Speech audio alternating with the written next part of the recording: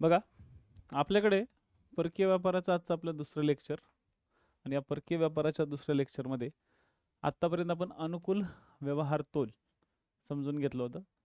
अनुकूल व्यवहार तोल म्हणजे आपली आयात कमी असते, निर्यात जास्त असते. आणि आतापर्यंत 1947 पासून भारताच्या आजपर्यंत असं कधीच घडलं नाही की आपल्या भारतात अनुकूल व्यवहार तोल आलाय. आणि मी मगाशीच सांगितलं होतं की व्यवहार तोल ज्यावेळेस आपण बघतो तर या व्यवहार तोलामध्ये आपण फक्त आणि फक्त व्यापाराचा विचार नाही करत, तर आपण चालू खाते आणि भांडवली खाते या दोघांचाही विचार आपण करतो. ठीक आहे, तर चालू खाते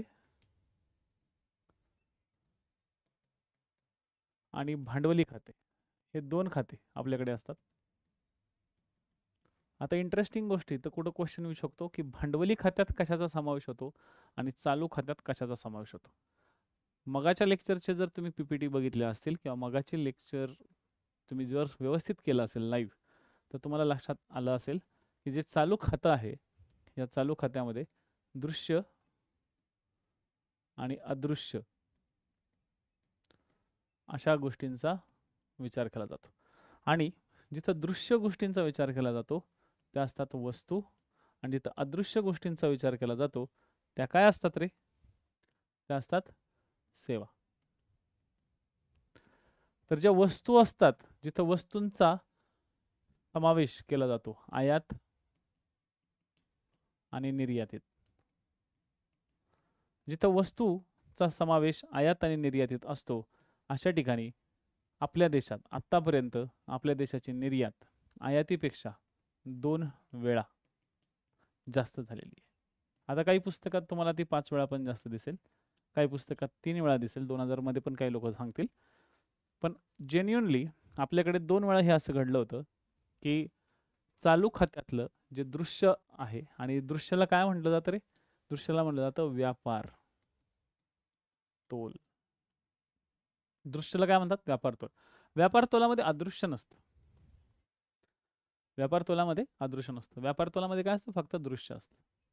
त्यामुळे दृश्य म्हणजे वस्तू, वस्तूचं आयात आणि निर्यात, आणि त्यातल्या त्यात आपण आत्तापर्यंत 2 वेळा निर्यात जास्त केली, वस्तूंची निर्यात जास्त केली, पण वस्तूंची आयात आपण कमी केली. वस्तूंची काय केली? निर्यात आपण जास्त केली, आयात आपण कमी केली. अशा 2 वेळा झालेलं आहे. कधी कधी झालंय याबद्दल तुम्ही थोडंसं वाचलं असेल तुमच्या पुस्तकांमधून, तर कधी कधी केलेलं आहे रे बाबांनो असं.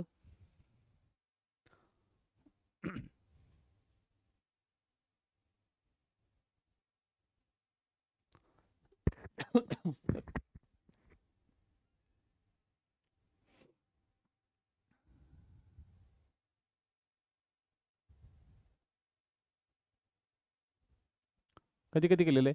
तर हे झालेलं आहे 1972-73 आणि 1976-77.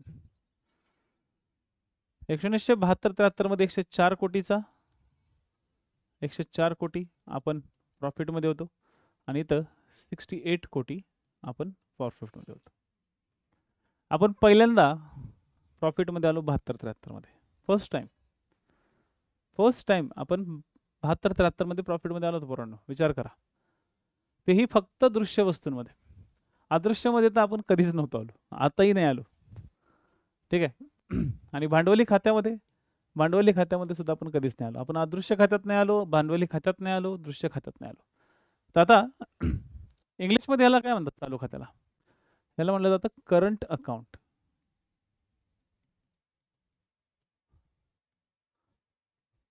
आणि जेव्हा करंट अकाउंटमध्ये म्हणजे चालू खात्यामध्ये जेव्हा तोटा होतो त्याला आपण काय म्हणू? आता सपोज या ठिकाणी काय झालेलं आहे? या ठिकाणी आयात कमी निर्यात जास्त झाली, म्हणजे इथं काय झालेलं आहे? तर इथं झालेलं आहे तो अनुकूल आहे. म्हणजे या ठिकाणी काय झालेलं आहे? या ठिकाणी त्याचा फायदा झालेला आहे. आपल्या देशात फायदा झालेला आहे. काय झालेलं आहे? तर फायदा झालेला आहे.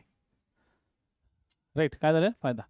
पण हे 2 वर्ष सोडले तर जवळपास प्रत्येक वर्षात आपल्या देशाला तोटा झालेला आहे. मग आयोग तुम्हाला या ठिकाणी एक संकल्पना खूप भारी टार्गेट करते. जी संकल्पना आहे करंट अकाउंटवरचा तोटा. करंट अकाउंटवरती काय येतो? तोटा. आणि तोट्याला काय म्हणतात? तर डेफिसिट. मग या ठिकाणी पॉइंट लक्षात ठेवायचा, तो काय? आपलं करंट अकाउंटचा डेफिसिट कसा आहे. आपला करंट अकाउंट डेफिसिट, इंग्लिशमध्ये त्याला काय म्हणते?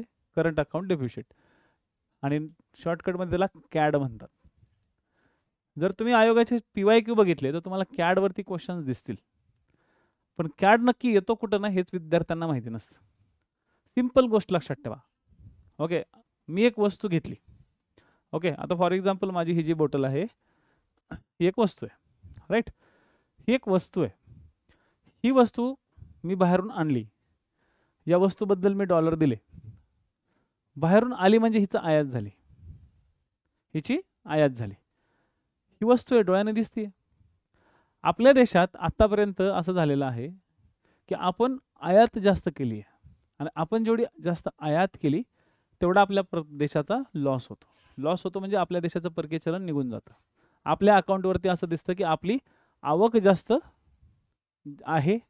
आवक म्हणजे बाहेरून वस्तू जास्त येत आहेत, आपण जास्त खर्च करतोय, आणि आपला इन्कम कमी आहे. मग असे जे वस्तूंवरती केला जाणारा जो आपला जो व्यापार आहे, या व्यापारामध्ये जेव्हा मोठ्या प्रमाणात आपण खर्च करतो त्याला म्हटलं जातं कॅड. आणि हा कॅड खूप इम्पॉर्टंट असतो. आणि ह्याचं कारण काय आहेत बरं कॅडची? बरं, आता पॉईंट लक्षात ठेव. का वाढला? का वाढतो कॅड? कॅड लक्षात आलं? कॅड म्हणजे करंट अकाउंटवरचा डेफिसिट. मग आता करंट अकाउंट म्हणजे हे आलं, आणि करंट अकाउंटमध्ये काय आलं? दृश्य पण आलं, अदृश्य पण आलं. दृश्य खातं म्हणजे व्यापार तोल, आणि दृश्य आणि अदृश्य म्हणजे चालू खातं, आणि चालू खात्यात लॉस म्हणजे करंट अकाउंट डेफिसिट. इथपर्यंत समज गए? सगळ्यांनी जरा थोडंसं पटपट बोलत चला, म्हणजे मला लक्षात येईल कळले की नाही कळले. नाही तर मी पुढे शिकवत राहतो आणि तुम्ही काहीच बोलत नाही. असं वाटतं की जेवणात तुम्ही फेविकॉल खाल्ले की फेविक्विक खाल्ले की काय माहिती. कळलंय तर येस म्हणत चला, थंब देत चला, काही ना काहीतरी तिथं त्या मोबाईलवरती ॲक्टिव्हिटी करत चला.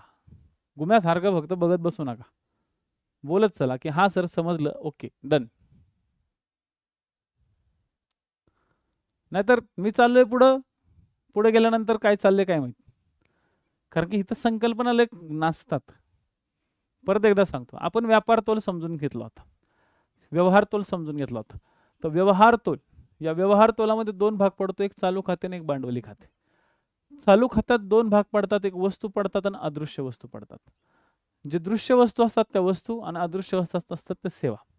आणि या दोघांना ज्यावेळेस मिळवलं जातं त्याला म्हणतात चालू खाते. आणि या दोन्ही वस्तूंच्याच म्हणजे वस्तू आणि सेवा या दोघांच्या मध्ये जर आपल्याला आयात आणि निर्यात यांच्यामध्ये जर लॉस सहन करावा लागला तर त्याला म्हणलं जातं तोटा होणे. आता करंट अकाउंटला काय म्हणलं जातं? चालू खाते. चालू खात्यामध्ये ज्यावेळेस तोटा होतो त्याला म्हणलं जातं डेफिसिट. म्हणजे आपल्या देशात आयात होणाऱ्या वस्तू, आपल्या देशात ज्या आयात होणाऱ्या वस्तू असतात,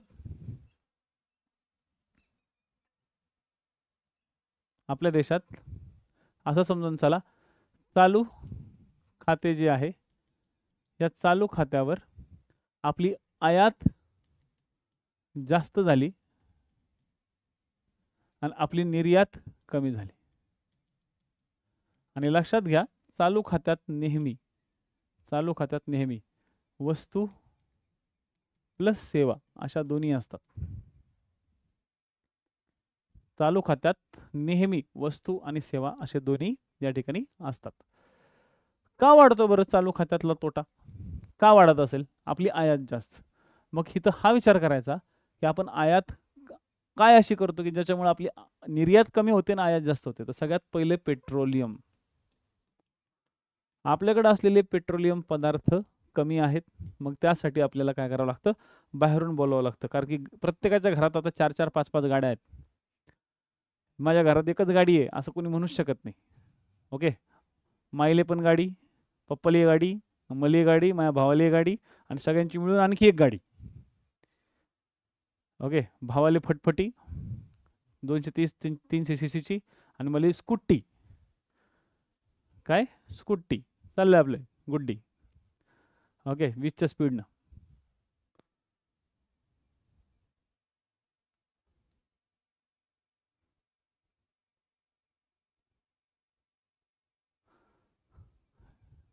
तुमच्याकडे एकच आहे आता. ठीक आहे, तुम्ही आता अधिकारी झाल्यावर तुमच्याकडे येणार आहे का एक, राहणार आहे का आता एक सांगा. तुम्ही अधिकारी झाल्यावर तुम्ही खरेदी एकच गाडी घेणार आहे का? नाही. झालं सिंपल. 2 माणसं घरात, 3 गाड्या घरात, म्हणजे माणसापेक्षा गाड्या जास्त झाल्या तर आपल्याकडं, तर पेट्रोलियम पदार्थाची डिमांड त्यामुळे जास्त आहे. दुसरी गोष्ट, आपल्याकडे चलनवाढ होती. ओके, ही चलनवाढ देशाच्या आत होते, देशांतर्गत चलनवाढ होती. याचा अर्थ काय, तर चलनवाढ झाल्यानं आपली मागणी वाढते आणि मागणी वाढली की आपण आयात करतो. मागणी वाढते की आपण आयातच करतो ना.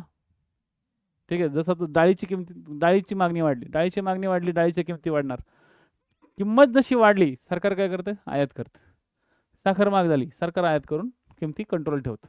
त्यामुळे जर देशांतर्गत चलनवाढ झाली, देशाच्या आतमध्ये जर चलनवाढ वाढायला लागली, मागणी वाढली, तर सरकार काय करतं, वस्तूंची आयात करतं. वस्तूंची आयात करून चलन वाढ नियंत्रित करतं. आणि चलनवाढ नियंत्रित करते यासाठी आपल्याला काय करावं लागतं, बाहेरून आणावं लागतं.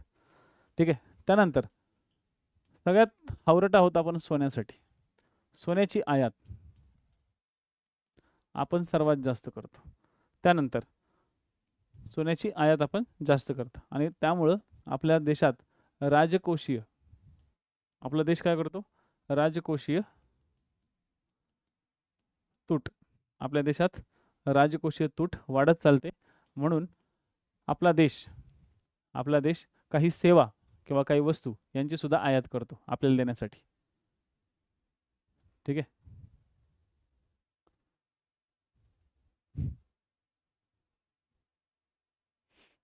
लक्षात आलं, हे पॉईंट लक्षात ठेवा.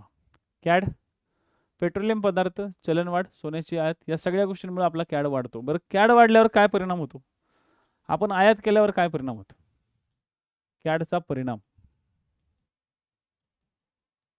सर्वात मोठा परिणाम पडतो की आपलं रुपयाचं मूल्य कमी होतं.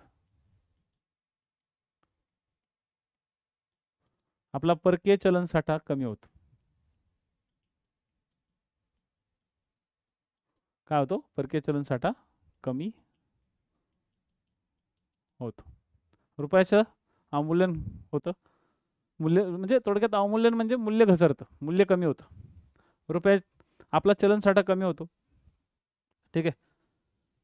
त्यानंतर जीडीपी मध्ये वाढ, जीडीपीत घट होते. जीडीपी मध्ये घट होते. का घट होते, कारण की वस्तू बाहेरून आलेल्या आहेत, आपल्या देशात तयार झालेल्या नाही आहेत. आणि जीडीपी मध्ये आपल्या देशात तयार झालेल्या वस्तू मोजल्या जातात.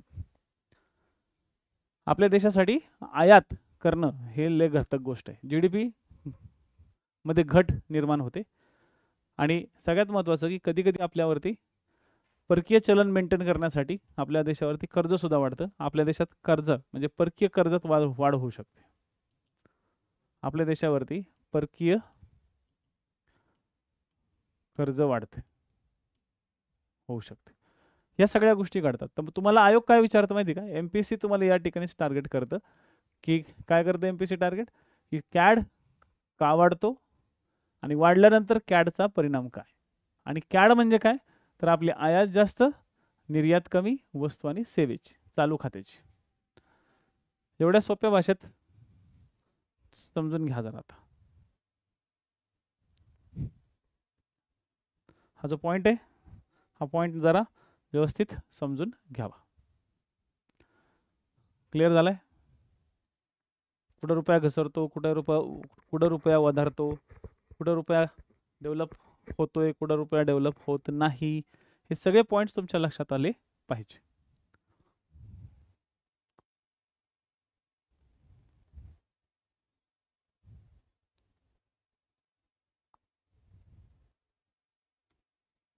चलो बढिया.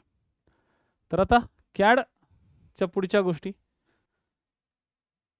कॅडच्या पुढे काही महत्त्वाच्या गोष्टी, जसं आता चालू खाते आपण बघितलं, तसं नेक्स्ट आपण बघतोय भांडवली खाते. आणि लक्षात घ्या, कॅडला जर मेंटेन करायचं आहे तर कधी कधी तुम्हाला ओके कधी कधी ते तुम्हाला विचारलं पण जाऊ शकतं की कॅड जर कंट्रोल करायचं तर काय करावं लागेल. कॅड कंट्रोल करायचं असेल तर तुम्हाला काय करावं लागेल, सगळ्यात पहिले की ह्या ज्या काही गोष्टी आपण बोलवतोय ह्या गोष्टींवरती थोडीशी आपल्याला ते बोलवण्याचे किंवा ते वापरण्याच्या गोष्टी थोड्या कमी कराव्या लागतील. आपण एकदम पेट्रोल थांबवू शकतो का आपल्या देशात? नाही. मग काय करू शकतो आपण? तर सगळ्यात पहिले आपण महागाई आटोक्यात आणली पाहिजे. आपण काय केलं पाहिजे? चलनवाढ कंट्रोल केली पाहिजे. महागाई आटोक्यात आणली, ठीक आहे, महागाई आटोक्यात आणली की मग निर्यात कशी जास्त वाढेल त्याच्यावर लक्ष देणं गरजेचं आहे. म्हणजे उपाय काय आहेत? जर तुम्हाला कधी विचारलंच असतं तर तुम्हाला सांगतोय कॅडचे उपाय काय, म्हणजे उपाय तर सगळ्यात म्हणजे रुपयाचे अवमूल्यन. आपल्याला रुपयाचे अवमूल्यन करावं लागेल, कारण की अवमूल्यन केलं की आपली निर्यात वाढते, आपली निर्यात वाढते किंवा निर्यात डेव्हलप होते. त्यानंतर चलनवाढीवर नियंत्रण, चलनवाढीवर नियंत्रण. त्यानंतर निर्यातीला चालना देणे,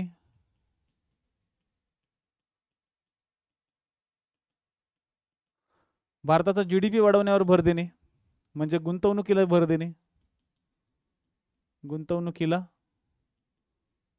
भर द्यायला लावणे, ठीक आहे. परकीय गुंतवणुकीला प्रोत्साहन देणे, आपण हे त्याला म्हणू परकीय गुंतवणूक. जी परकीय गुंतवणूक आहे त्याला काय करणे तर भर देणे. या सगळ्या गोष्टी यामध्ये विचारल्या जातात. म्हणजे निर्यातीला चालना देणे, रुपयाचे अवमूल्यन करणे, चलनवाढीवर नियंत्रण ठेवणे, परकीय गुंतवणुकीला भर देणे, या सगळ्याच्या सगळे उपाय किंवा सगळ्याच्या सगळ्या गोष्टी या ठिकाणी डेव्हलप होणं गरजेचं आहे. आणि म्हणून कॅड संदर्भात कॅड का झाले, कॅड का वाढला, कॅडचा परिणाम काय आणि कॅडला कंट्रोल करण्याचे उपाय काय. कॅड म्हणजे करंट अकाउंट डेफिसिट. काय असतो तो? आपल्या वस्तू आणि सेवांच्या आयात निर्यातीतला तो फरक असतो. आणि आपल्याकडे आतापर्यंत हा निगेटिव्हच आहे. यातल्या फक्त वस्तू 2 वेळा पॉझिटिव्ह झालेल्या आहेत. मी तुम्हाला कॅड 2 वेळा पॉझिटिव्ह झालं नाही सांगत आहे, तुम्हाला फक्त वस्तूचा विचार केला तर काय येतं? फक्त वस्तूचा तो व्यापार येतो. आणि वस्तू आणि सेवांचा विचार केला तर चालू खातं येतं.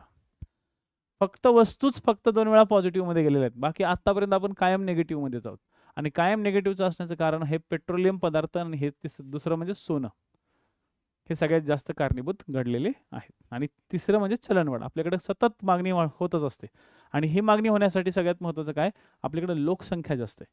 लोकसंख्या जास्त असल्यामुळे आपल्याकडे सतत डिमांड असते, सतत कंटिन्यू आपल्याकडे लोकांची डिमांड अगदी खूप मोठ्या प्रमाणात डिमांड आहे. आणि एवढी मोठी डिमांड जी असते, ह्या एवढ्या मोठ्या डिमांडला कंट्रोल करण्यासाठी मग आपल्याकडं चलनवाढ होते. मग हे कंट्रोल करण्यासाठी मग सरकारला आयात करावीच लागते. तर ही सगळी त्याची या गोष्टीची कारणं आहेत. चलो आता येऊ आपण भांडवली खात्याकडे. मगाशी मी फक्त त्याचं पहिल्या लेक्चरमध्ये तुम्हाला फक्त याचं इंट्रोडक्शन होतं. आताच्या लेक्चरमध्ये तुम्हाला हे भांडवली खातं नीट व्यवस्थित समजून घ्यायचं आहे. आता हे काय करायचं आहे तर भांडवली खातं व्यवस्थित समजून घ्यायचं आहे. काय असतं या भांडवली खात्यामध्ये ते जाणून घेऊ. बघा, भांडवली खातं जे राहतं ते गुंतवणुकीच्या दृष्टिकोनातनं महत्त्वाचं राहतं. भांडवली खात्यामध्ये सगळ्यात महत्त्वाची काय असते तर गुंतवणूक असते. मग ही गुंतवणूक कशा कशा अँगलनी असते तर बघा, आपल्या देशात पैसा येतो, आपल्या देशात पैसा जो येतो तो पैसा जर गुंतवणुकीच्या अँगलनी येत असेल तर भांडवली खात्याचे सगळ्यात भांडवली खात्याचे सगळ्यात पहिला जो घटक पडतो तो पडतो परकीय अनुदान किंवा परकीय मदत. जसं बघा, आपल्याला काही उद्योग सुरू करायचे, जसं काही लोहपोलाद कारखाना सुरू केला होता, रूरकेला वगैरे या ठिकाणी, ठीक आहे, जमशेदपूरच्या या भागात, बोकोरोच्या काही भागात, तर त्या ठिकाणी काही परकीय देशांकडून आपण मदत केली होती. म्हणजे उद्योगाच्या उभारणीसाठी, उद्योग किंवा लोहपोलाद उभारणी यासाठी आपण एक उदाहरण घेऊया. परकीय मदत घेतली जाते. ठीक आहे. तसंच परकीय मदतीसोबत कधी कधी परकीय अनुदाने पण घेतले जातात. काय घेतले जातात? अनुदाने. कधी कधी आपण एखाद्या संस्थेकडनं, ओके, एखाद्या संस्थेकडनं, जसं गेट्स फाउंडेशन आहे, या गेट फाउंडेशनने आपल्याकडे महिला बचत गट म्हणजे सेल्फ हेल्प ग्रुप, महिलांचा जो सेल्फ हेल्प ग्रुप आहे, बचत गट, या बचत गटामध्ये खूप मोठ्या प्रमाणात काय केलेली आहे? मदत आपल्याला केलेली आहे देशाला. ह्याला कर्ज नाही म्हणतात, ह्याला मदत म्हणतात. मग ही मदत, परकीय मदत देशांकडून पण घेतली जाते किंवा एखाद्या संस्थेकडनं पण घेतली जाते, कोणाकडूनही घेतली जाते. पण ही कशी येते? परकीय मदत या कॅटेगरीमध्ये येते. परकीय गुंतवणूक या कॅटेगरीमध्ये येत नाही. परकीय गुंतवणूक या कॅटेगरीमध्ये ती येत नाही. त्यानंतरचा पुढचा जो भाग आहे तो येतो तो म्हणजे परकीय कर्ज. भांडवली खात्यामध्ये काय काय येतं बघा. भांडवली खात्यामध्ये येतात परकीय कर्ज. मग ही जी परकीय कर्जे असतात ही दोन प्रकारची असतात. ठीक आहे. दोन प्रकारचे असतात. कधी कधी असतात व्यावसायिक कर्ज, कधी कधी याला आपण पहिला पार्ट म्हणू व्यावसायिक. म्हणजे खाजगी कंपन्यांमध्ये हे सगळं चालतं. हे खाजगी क्षेत्रात चालतं की भारतातील एखाद्या खाजगी कंपनीमध्ये परदेशातून एखाद्या खाजगी कंपनीनं व्यावसायिक दृष्टिकोनातनं तिला कर्ज दिलं. असं होऊ शकतं, असं होऊ शकतं. त्यानंतर याचाच परकीय कर्जाचा सेकंड पार्ट जो असतो की कधी कधी सरकार कर्ज काढतं. सरकारद्वारे कर्ज घेणे, सरकारद्वारे सुद्धा कर्ज घेतले जातात. मग सरकार दोन अँगलनी कर्ज घेतं. ठीक आहे. किंवा तीन अँगलनी कर्ज घेतं. सरकार तीन अँगलनी कर्ज घेतं. एक घेतं बहुपक्षीय, त्याला बहुपक्षीय कर्ज म्हणतात. बहुपक्षीय कर्ज म्हणजे काय? तर वेगवेगळ्या बँकांकडनं इंटरनॅशनल डेव्हलपमेंट असोसिएशन वगैरे वगैरे अशा ज्या काही बँका असतात, IDA, यांच्याकडनं कर्ज घेणं. द्विपक्षीय कर्ज, द्विपक्षीय कर्ज म्हणजे दोन देशांमध्ये होणारे, ओके, एक देश आणि दुसरा एक देश, या दोन्ही देशांमध्ये कर्जाची देवाणघेवाण झाली, ह्याला म्हणलं जातं द्विपक्षीय कर्ज. आणि एक तिसरा असतो IMF कडून कर्ज.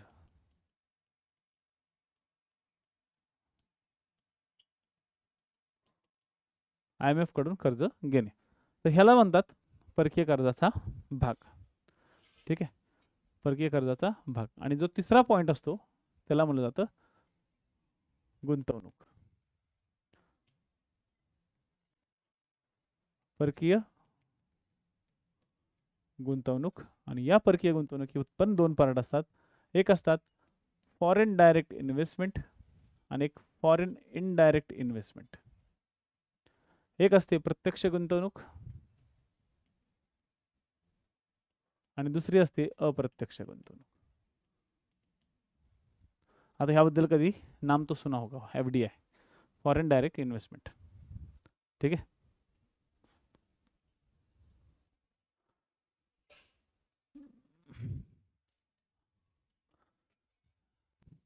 तुम्हाला छोटं दिसतंय? मला तर खूप जाड दिसते. मी तर उलट बारीक करायचा प्रयत्न करत होतो. बरं ठीक आहे.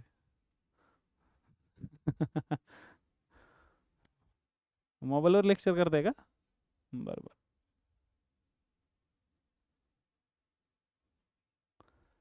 No problem.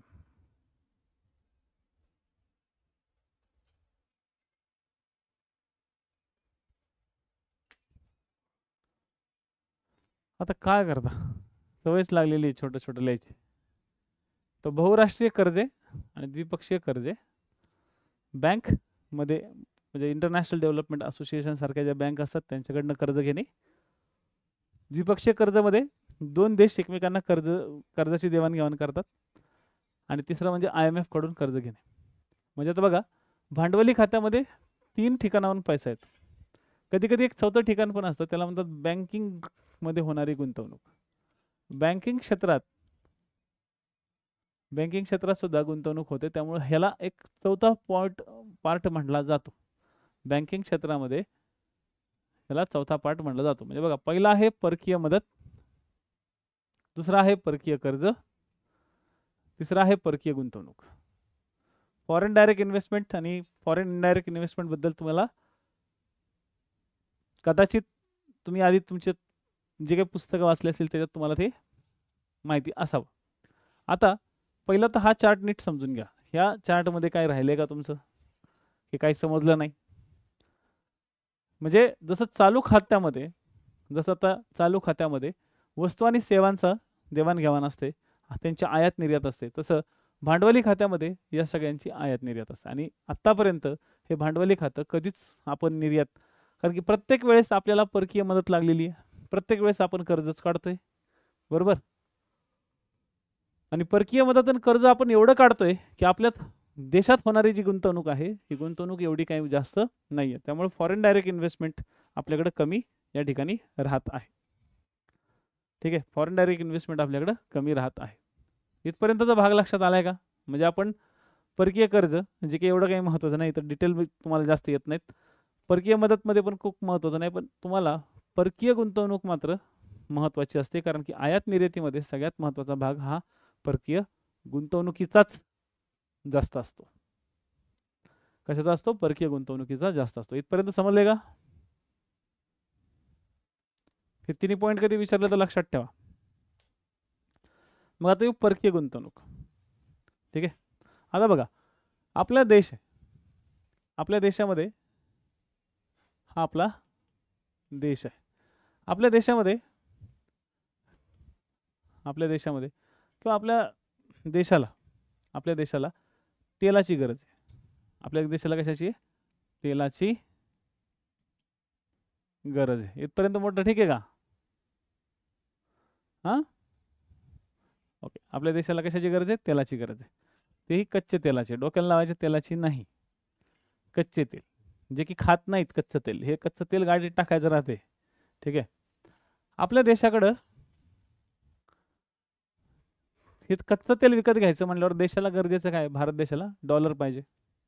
आपल्या देशाला म्हणजे भारत देशाला डॉलर मध्ये हे तेल मिळतं.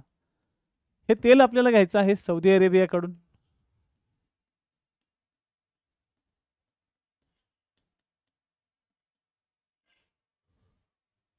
तेल कुठून घ्यायचंय?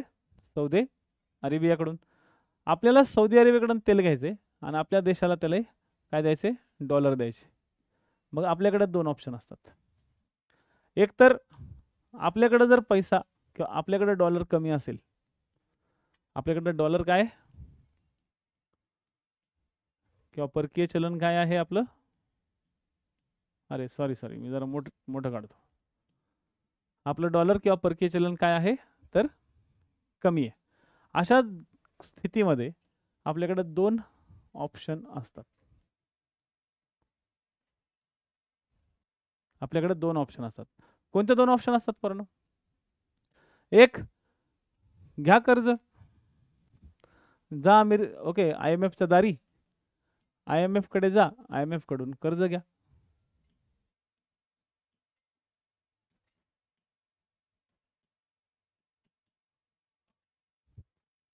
IMF कडून कर्ज घ्या. IMF कडून कर्ज आपल्याला मिळणार कशात? डॉलरमध्ये. मग आपण ह्याच्याकडनं काय करतो? कर्ज घेतो आणि हेच कर्ज आपल्या देशात आलं की हेच आपण सौदी अरेबियाला देतो आणि आपण तेल बोलवतो. आपल्याला असं करावं लागतं. आपल्याला ना या पद्धतीने जावं लागतं.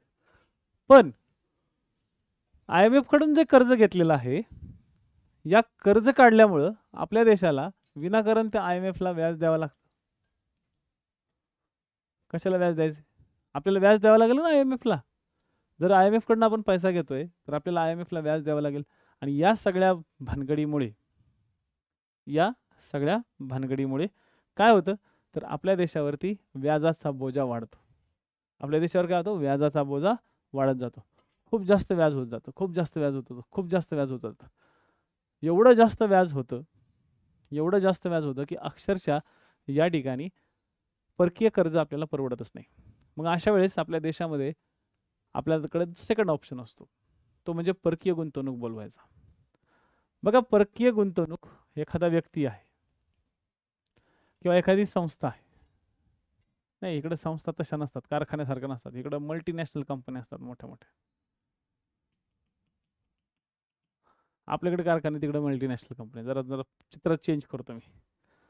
मोठ्या मोठ्या ज्या एक व्यक्ती आहेत, म्हणजे बडे बडे बिझनेसमॅन किंवा ज्या काही संस्था असतात किंवा व्यक्ती, पण हे कुठले, हे सगळे परकीय, हे इंडियाचे नाहीत, हे सगळे कुठले, फॉरेनचे.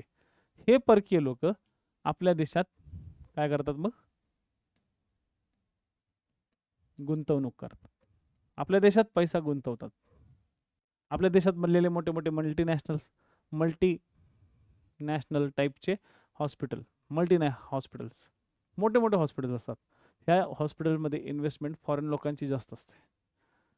आपल्याकडे आज बनलेले 5 स्टार हॉटेल्स, ह्या 5 स्टार हॉटेल्समध्ये फॉरेन लोकांची जास्त इन्व्हेस्टमेंट असते. ठीक आहे, म्हणजे थोडक्यात व्यक्ती, संस्था या सुद्धा आपल्या भारतामध्ये डॉलर घेऊन येतात. आणि ज्यावेळेस ह्या व्यक्ती आणि संस्था आपल्या देशात डॉलर घेऊन येतात, आपल्या देशामध्ये काय होते, पैसा येतो. आपल्या देशात पैसा येण्याशी मतलब. बरं, ह्या लोकांनी गुंतवणूक केली तर आपल्याला फक्त त्यांना काय द्यायची, सवलत द्यायची. आपल्याला काय द्यायची, सवलत द्यायची. हे लोक उलट आपल्याला कॉल करते की येऊ का तुमच्या देशात. मग आपण काय करत होतो आधी, नाही नाही येऊ नको, तू आला तर आमच्याकडचे उद्योग बंद पडतील. जसे आपल्याकडचे उद्योग खूपच जास्त गुंतवणूक करणार. आता आपण ह्या लोकांना यांच्या फोनची वाट बघतो. एकाकडे हे फोन आपल्या फोनची वाट बघायचे, आता हे आपण यांच्या फोनची वाट बघतो की हे कधी आपल्याला फोन करते आणि कधी येते. कारण की कर्ज काढण्यापेक्षा बघा, इथं भामट्यासारखं जायचं त्या IMFच्या समोर, त्याच्या समोर हात जोडायचे की दे बाबा कर्ज, दे बाबा कर्ज. आणि IMF म्हणते नाही नाही, मी नाही देणार. ओके, आपण मागतो 7 कोटी किंवा 700 कोटी, आपल्याला IMF देतं फक्त 7 कोटी, 700 नाही 7 कोटी.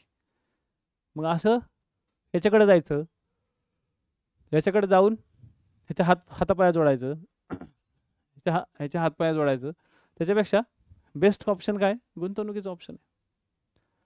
की मोठ्या प्रमाणात आपण काय करायचं, गुंतवणूक आणायची ना. आपल्याला व्याज द्यावं लागेल, आपल्याला व्याज द्यावं लागेल का, नाही.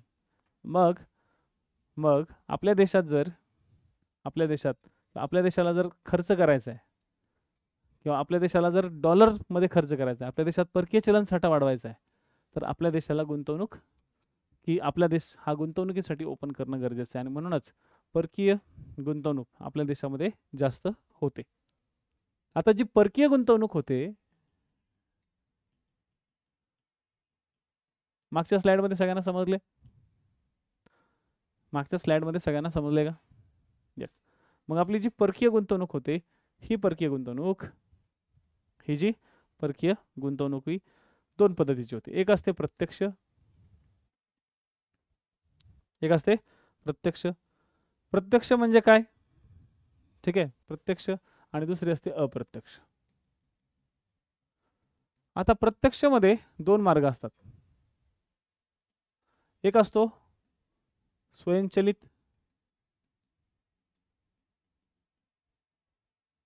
ठीक आहे, आणि दुसरा असतो शासकीय.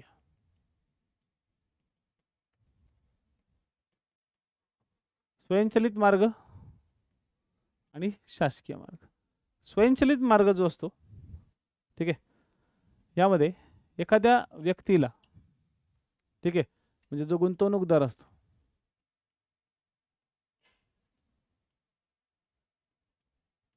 जो गुंतवणूकदार असतो, या गुंतवणूकदाराला भारत सरकारची परवानगी घ्यायची गरज नसते. भारत सरकारची परवानगी आवश्यक नसते. आता इथं छोटंसं लिहिले कारण की जागा नाही, कळलं का. आता परत मला सर मोठं लिहा, जागाच नाही बसत. मग स्वयंचलित मार्ग जे आहे, या स्वयंचलित मार्गाद्वारे भारत सरकारची परवानगी आवश्यक नसते. म्हणजे तुम्ही बिना गवर्नमेंटला सांगता डायरेक्ट अपने इंडिया में तुम आ सकते हो. म्हणजे गव्हर्नमेंटला सांगायची गरज नाही, तुम्ही डायरेक्ट या. आल्यावर डायरेक्ट या. ओके, KG मध्ये इन्व्हेस्टमेंट करा. इन्व्हेस्टमेंट केल्यावर 30 दिवसांनी सांगा. दिवसांनी एक तर RBIला किंवा गव्हर्नमेंट ऑफ इंडियाला सांगा की मी KG मध्ये इन्व्हेस्टमेंट केलेली आहे. तुम्हाला काय ऑब्जेक्शन? तर ते म्हणते काहीच ऑब्जेक्शन नाही. ठीक आहे, ते म्हणते काहीच ऑब्जेक्शन नाही. म्हणजे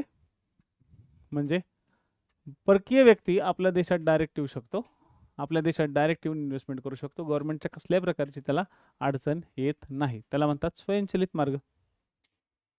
कायचा ते स्वयंचलित मार्ग. आणि दुसरा असतो शासकीय मार्ग. शासकीय मार्गात जरा कुटाणे असतात. शासकीय मार्गामध्ये काय कुटाणे असतात? ठीक आहे, तर शासकीय मार्गामध्ये आता मंत्रालय जे असतात, आता फॉर एक्झाम्पल एखादी कंपनी आहे, मोठी कंपनी आहे. एखाद्या मोठ्या कंपनीला 5,000 कोटी रुपये आपल्या देशात गुंतवायचे. आता 5,000 कोटी जर एखाद्या कंपनीला आपल्या देशात गुंतवायचे, तर एवढा मोठा आकडा जो असतो, ठीक आहे, एवढा मोठा आकडा बघितलं की लगेच आपली कॅबिनेटची जी वित्तीय कमिटी असते, ही वित्तीय कमिटी सरकारला विचारते. मग प्राईम मिनिस्टरला विचारते, प्राईम मिनिस्टर साहेब एक कंपनी आपल्याकडे यायचा म्हणते. मग इकॉनॉमिक अर्थमंत्री जो असतो, तो अर्थमंत्री यावरती राहतोच. तर अर्थमंत्री म्हणतो की हा एक काम करू, 5,000 कोटीच्या गुंतवणुकीला आपण मान्यता द्यायची का नाही द्यायची. म्हणजे गव्हर्नमेंट 5,000 कोटीच्या गुंतवणुकीला परवानगी द्यायची की नाही द्यायची हे ठरवते. म्हणजे इथं शासकीय मार्ग. जोपर्यंत शासनाने 5,000 कोटी रुपयाला परवानगी दिली देत नाही, तोपर्यंत हे 5,000 कोटी भारताला येतच नाहीत. हा उद्योग किंवा ही गुंतवणूक आपल्या भारताला मिळतच नाही. ही डायरेक्टच आली. ठीक आहे, ही डायरेक्ट आली. पण 5,000 कोटीपेक्षा जास्त असेल तर डायरेक्ट कॅबिनेटची वित्तीय कमिटीच हँडल करते. आणि 5,000 कोटीपेक्षा कमी आली, 500 कोटीची आली, 500 कोटीची आली, तर मग कशात येते? कृषी मंत्रालयात. म्हणजे कृषीमध्ये म्हणजे FDI येते. FDI कशात येते? फॉरेन डायरेक्ट इन्व्हेस्टमेंट कृषीमध्ये येते 500 कोटीची. तर मग काय करायचं? कृषी मंत्रालयाचा सल्ला घ्यायचा. मग कृषी मंत्रालय बघतं, कृषी मंत्रालय ठरवतं. ज्या ठिकाणी कृषी मंत्रालय किंवा वित्तीय कमिटी यांचा परमिशन घेऊन एखादी इन्व्हेस्टमेंट आपल्या देशात येते, त्या इन्व्हेस्टमेंटला शासकीय मार्गाद्वारे आलेली फॉरेन डायरेक्ट इन्व्हेस्टमेंट म्हणतात. पण ही डायरेक्ट इन्व्हेस्टमेंट असते. फक्त थोडंसं शासनाला विचारावं लागतं. फक्त काय करावं लागतं? थोडंसं शासनाला विचारावं लागतं, त्यानंतर थोडंसं अप्रुव्हल घ्यावा लागतो. मग आता प्रत्यक्ष गुंतवणूक जी आहे FDI, ठीक आहे, प्रत्यक्ष गुंतवणूक आहे. आणि ह्याच्या हिशोबानं जर अप्रत्यक्ष गुंतवणूक बघितली तर काय अप्रत्यक्ष गुंतवणूक काय राहते? ठीक आहे, परकीय अप्रत्यक्ष गुंतवणूक. अप्रत्यक्ष गुंतवणुकीमध्ये एखादा व्यक्ती किंवा एखादी संस्था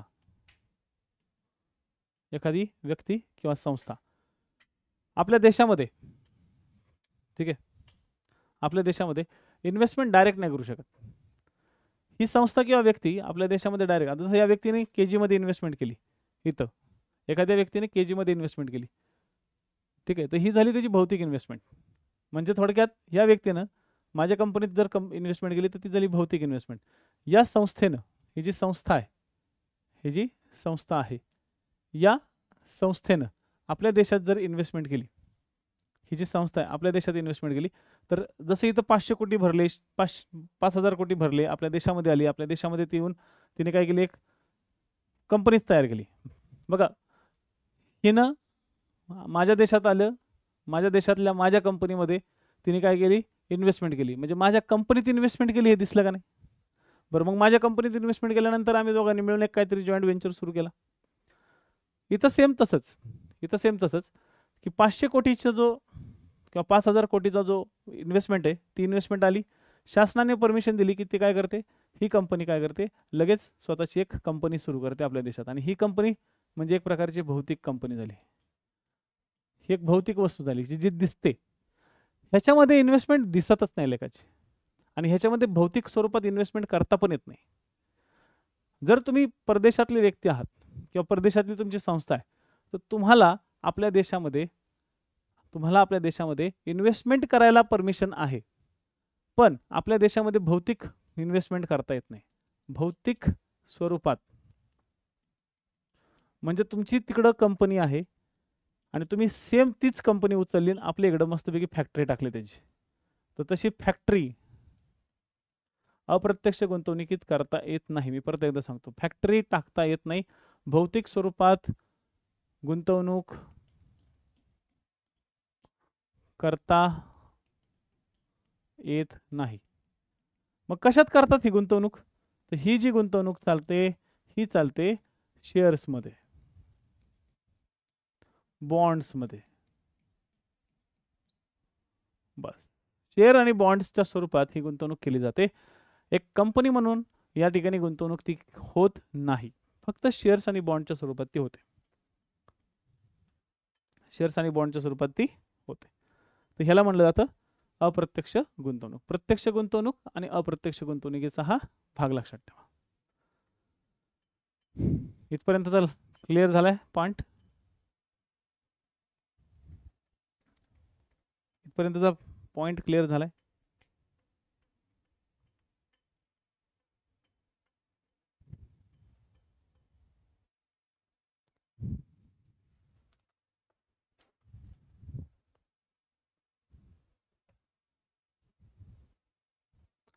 तुम्हाला काय बाकी असेल तर सांगा,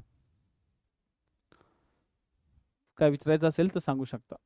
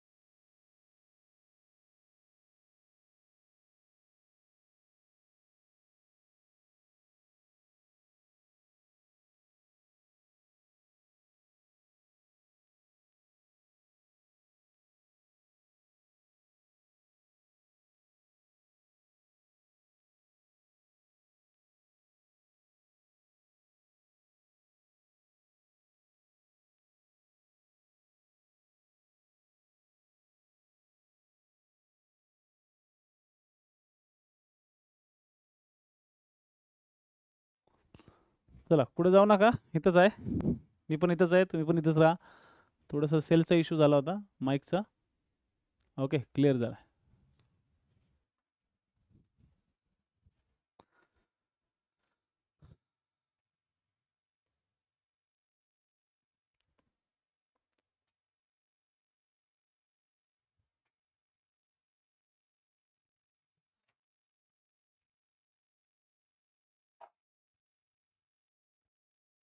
ओके, इथं का आता नीट समजून घ्या. मला एक वस्तू घ्यायची आहे आणि ही वस्तू जपानला मिळते. वस्तू जपानला मिळते, मी वस्तू ती आयात केली. मी जर ती वस्तू आयात केली तर ती कशामध्ये येईल हा मी प्रश्न विचारला होता. त्याच काळात आवाज गेला होता. सांगा, ही भांडवल खात्यात येईल की चालू खात्यात येईल? कशात येईल? मी एक वस्तू जपानवरनं बोलवली, तरी भांडवल खात्यात येईल की चालू खात्यात येईल? ऑब्व्हियसली हे कशात येईल? तर ही चालू खात्यात येईल. कारण चालू खातं जे असते, हे जे चालू खाते आहे, या चालू खात्यात काय राहते? वस्तू आणि सेवा यांचा आयात निर्यातीचा पूर्ण लेखाजोखा राहते. आयात निर्यातीचा काय राहते? जोखा राहते. ठीक आहे. त्याच्यामुळे मी जर जपानवरून एखादी वस्तू बोलवली तर या ठिकाणी आली. पण आता बघा, मी ज्यावेळेस ही वस्तू बोलवतो त्यावेळेस मी ही वस्तू रुपयामध्ये विकत घेतली. ओके, रुपयामध्ये विकत घेतली. पण ज्यावेळेस ही रुपयामधून वस्तू किंवा हा रुपया ज्यावेळेस देशाच्या बाहेर जातो, देशाच्या बाहेर हा रुपया ज्यावेळेस जपानला गेला, जपानला मिळाला तिथल्या कंपनीला, तर तो डॉलरमध्ये भेटतो. म्हणजे मी ही वस्तू रुपयात घेतली. आता समजा मला कॅमेरा विकत घ्यायचा एक, तर कॅमेरा माझा झाला समजा 80,000चा. मला एक कॅमेरा विकत घ्यायचा आहे, ठीक आहे. तर कॅमेरा माझा झाला कितीचा? 80,000चा. घेतला मी 80,000चा एक कॅमेरा घेतला. तर हा कॅमेरा ज्यावेळेस मी 80,000 रुपयाला घेतोय, तर मी इतर रुपयात त्याची व्हॅल्यू करतो. पण ज्यावेळेस ते पैसे त्या जपानच्या कंपनीला भेटतील, त्यावेळेस ते जपानला डॉलरच्या रूपात भेटणार. How it's possible? हे कसं काय झालं? जपानच्या कंपनीला ते रुपयात का नाही भेटलं? त्याला डॉलरमध्ये कसं काय भेटलं? यालाच म्हणतात कन्व्हर्टिबिलिटी. ओके, याला काय म्हणलं जातं? कन्व्हर्टिबिलिटी ऑफ रुपी. कन्व्हर्टिबिलिटी ऑफ रुपी म्हणजेच रुपयाची परिवर्तनीयता.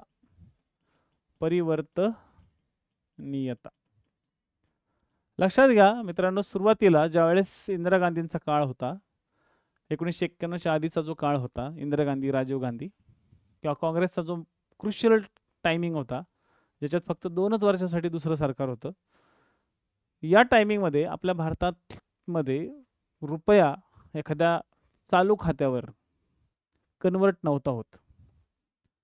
त्यावेळेस खूप मोठ्या प्रमाणात प्रॉब्लेम यायचे कन्वर्ट करण्यामध्ये, आणि त्याच्याचमुळं आपल्या देशात आयात आणि निर्यातीत खूप मोठा इश्यू होता.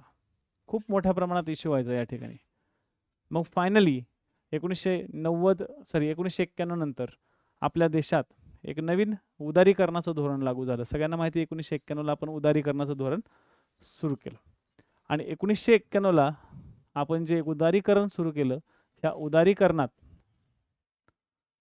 उदारीकरणात आपण एक लर्म्स नावाची कन्सेप्ट तयार केली.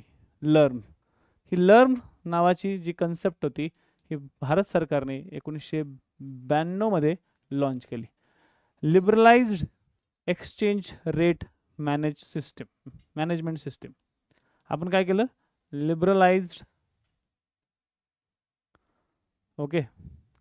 Liberalised exchange rate management system. याचा तुम्हाला लॉंग फॉर्म विचारला जातो लर्म्सचा लॉंग फॉर्म काय आहे? ती liberalised exchange rate management system. ही जी सिस्टीम आहे, ही जी मॅनेजमेंटची जी सिस्टीम आहे, ही मॅनेजमेंटची सिस्टीम आपल्याला लिबरलाइज करते. कशासाठी? एक्सचेंज रेटसाठी. आपण बऱ्याचदा म्हणतो की $1 म्हणजे आता सध्या 85 रुपये चालू आहे. $1 म्हणजे आता किती चाललंय? 85 रुपये.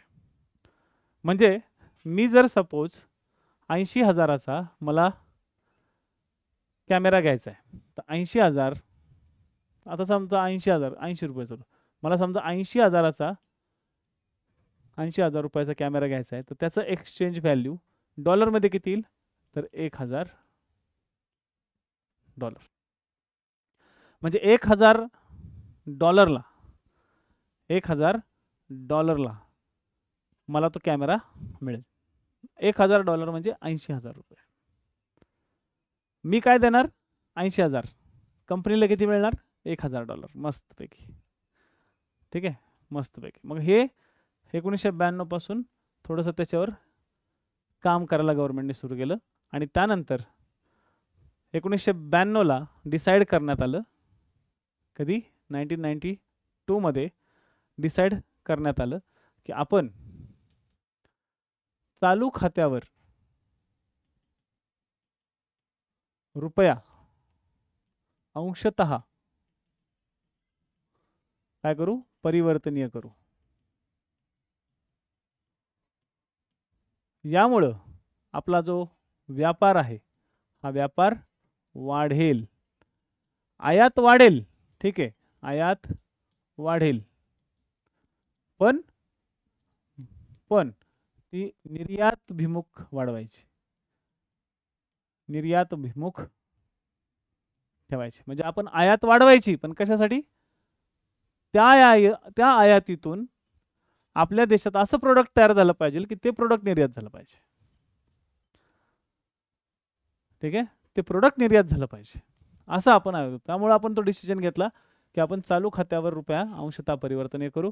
आणि पुढे 1994 मध्ये तर फायनल डिसिजन घेण्यात आला. 1993-94, ठीक आहे, 1993-94 पर्टिक्युलरली ते मार्च 94 होतं. मार्च 94 मध्ये आपण रुपया पूर्णतः चालू खात्यावर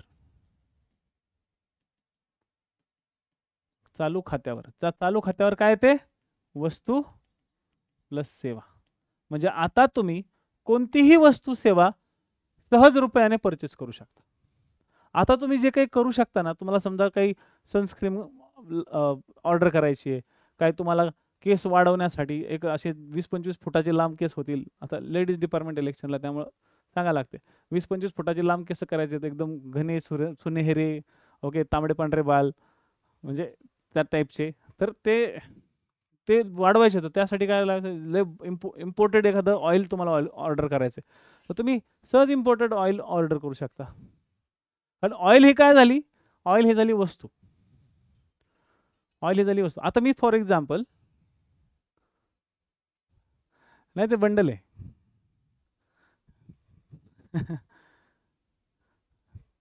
ते ऑइल बंडल आहे. ओके, ठीक आहे. ते जेनेटिकली ते लोक तसे आहेत. ठीक आहे, ते जेनेटिकली तसे लोक आहेत. ते त्यांच्या लहानपणापासून ते थापतात डोक्यावर, म्हणून ते तसे आहेत. ओके, ज्याच्यात काहीच नाही आहे, ज्याचं उगवतच नाही आहे, ज्याच्यात शेतीच होत नाही, ओके, त्याला काय करणार आहे? कुठून येणार आहे नवीन? ओके, थोडी पेस्टिसाइड, खतं, रासायनिक प्रक्रिया करायची आपल्या डोक्यावर. ओके, ते त्यांचं जेनेटिकली आहे. समजलं ना? ते काय ते जेनेटिकली आहे, ते फक्त सांगतायत. आणि तसंही बऱ्याचदा प्रूफ झालेलं आहे. तुम्ही त्या गोष्टी नका बघू, पण ज्या गोष्टी प्रूफ केलेल्या आहेत त्या बघा. की जोपर्यंत तुम्ही शरीराच्या आतमध्ये चांगलं काही घेत नाही, शरीराच्या आतमधूनच काही चांगलं घेत नाही, शरीराच्या आतमधून म्हणजे तुम्ही चांगल्या पद्धतीचं प्रोटीनयुक्त खा, मल्टीविटॅमिन घ्या, सगळ्या गोष्टी करा, डेफिनेटली तुम्ही डेव्हलप होऊ शकता. डेफिनेटली ग्रोथ त्याची होते.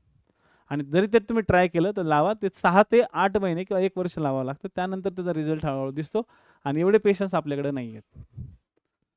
ते तुम्हाला कळेल, करून घ्या, ट्राय करून घ्या. हां, ठीक आहे, चला इकडे यावं आपण.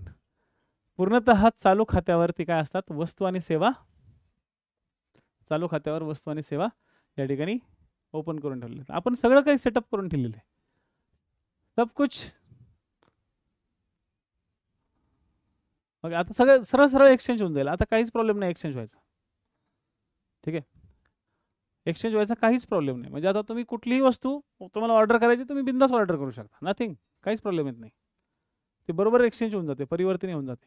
पण चालू खातंच, भांडवली खातं नाही. भांडवली खात्यामध्ये काय लक्षात घ्या? FDI, foreign direct investment. लोक आपल्याकडे रुपयात, ओके, लोक आपल्याकडे रुपयात इन्व्हेस्टमेंट नाही करत, आपल्याकडे डॉलरमध्येच चालते. म्हणजे तुम्हारे उधर से डॉलर दो, हमारे यहाँ पे भी डॉलर ही होगा. म्हणजे आम्ही आमच्यापासून ती गुंतवणूक डॉलरमध्येच दाखवू. आपण भांडवली खात्यावरती मात्र अजून परिवर्तनीय केला नाही. ठीक आहे. येस,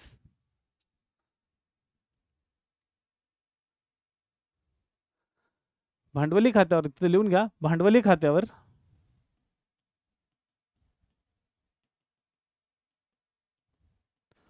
परिवर्तनीय ओके केला नाही. रुपया अजूनही आपला भांडवली खात्यावर परिवर्तनीय नाही आहे. ठीक आहे, तर हे पॉइंट लक्षात ठेवा. आणि या संदर्भात 97 मध्ये आणि 2006 मध्ये तारापूर समिती आली होती. भांडवली खात्यावर नेमायचं का यासाठी 1997 आणि 2006 यामध्ये एक समिती आली होती, तारापूर समिती. तर ही तारापूर समिती लक्षात ठेवा, विचारली जाईल. तारापूर, बस एवढंच लक्षात ठेवा, तारापूर.